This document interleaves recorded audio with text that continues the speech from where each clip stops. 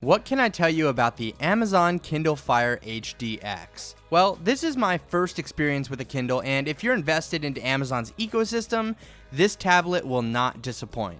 That being said, there are many limitations that make this device undesirable to the regular Android user. The Kindle Fire HDX is running an operating system based on Android Jelly Bean 4.2.2, but you'd never know that because Amazon has its Fire OS 3.0 experience covering up everything. It's not necessarily a bad thing, but this operating system design is definitely better suited for people who don't care for customization and would prefer using a tablet in a very controlled environment.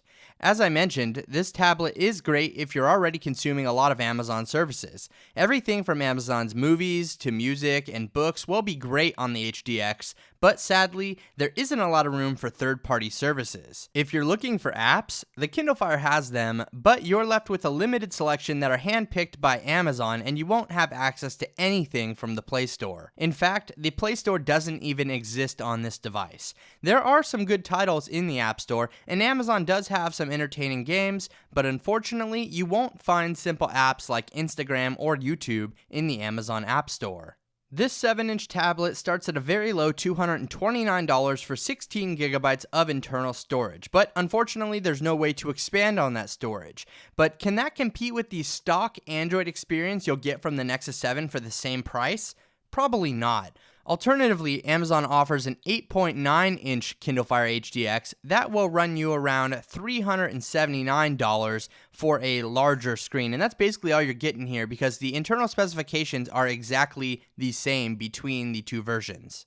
Let's talk about hardware and performance. The Kindle Fire HDX is a performance beast. Inside, it's packing a Qualcomm Snapdragon 800 quad-core processor clocked at 2.2 GHz, Adreno 330 graphics, and 2 GB of RAM. And because this, you'll get a buttery smooth experience with Fire OS, but again, that's all you'll get. There isn't really anything to showcase this tablet's performance, but that's mainly due to its unexciting operating system. One not so great part about the Kindle Fire HDX is its 720p front-facing camera.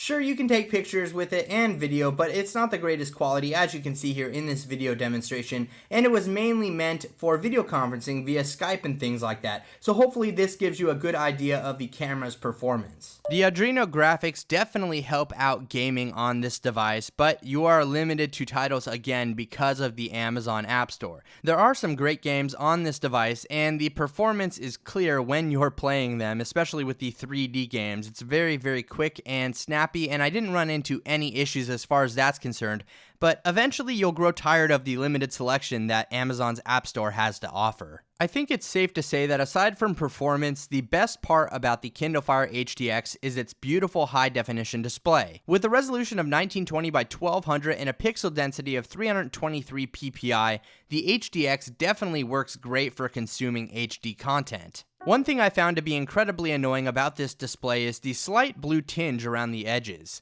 I made a video about this a while back, but now Amazon claims it's because of the blue tone LED they are using for 100% color accuracy.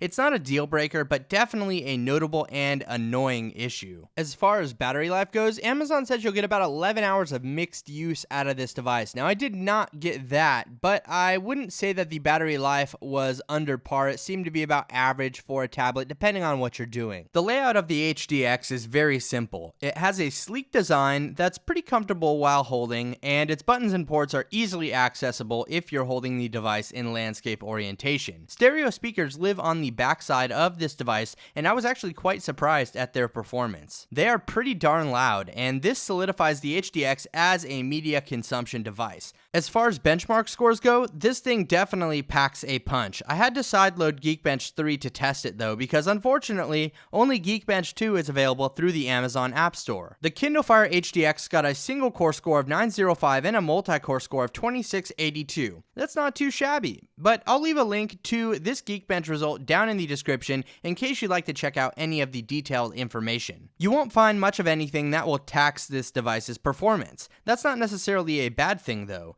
The Kindle Fire HDX performs excellent in its controlled environment, and that's all it's meant to do. I'm an Amazon Prime subscriber, and I have to say this tablet is great if you're in the same situation. It's great for anything Amazon and basic productivity tasks like email, web browsing, and movies. So how do you sell a tablet tablet that's clearly limited by Amazon's OS and services? Well, you smack every manufacturer in the face with real-time 24/7 customer support representatives right from the device. It's pretty genius and amazing. That's right, if you have an issue with your Kindle Fire HDX, Amazon has implemented a new Mayday button that will connect you to a video conference with a real person that can draw on your device's screen.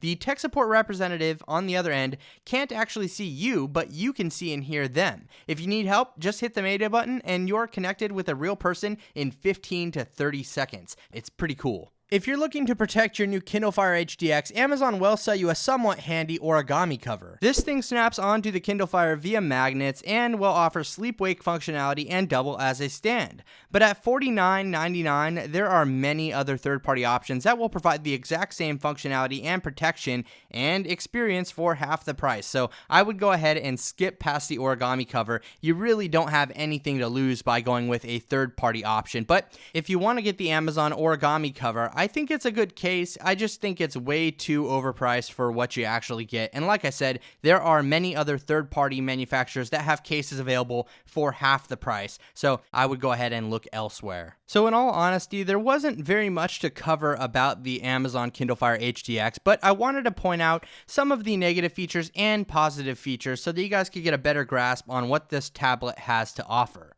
So what's the bottom line here? If you pick up the base price version of the Kindle Fire HDX, keep in mind that your tablet will be ad supported by Amazon. These are called special offers and really only appear on the lock screen. I never found them to be annoying, but if you're not into that kind of thing, you can remove the ads by paying Amazon an additional $15 before or after purchasing it. Then again, the Nexus 7 isn't ad supported, so is the limited ad supported experience really worth it here? I've mentioned this several times in this video, but if you're invested into what Amazon has to offer, this tablet will be a great fit in your life. If you're looking for customization, options, or anything Google, you're probably better off with another tablet, or specifically the Nexus 7, since it's the exact same price as the Kindle Fire HDX, which is ad supported. Don't get me wrong, this tablet is great, but it's just not worth the cash unless you're already a thriving part of Amazon's ecosystem. That being said, I hope you enjoyed this video review. I really enjoyed making it, and if you did, please be sure to hit that thumbs up button, as it does help out the channel a lot.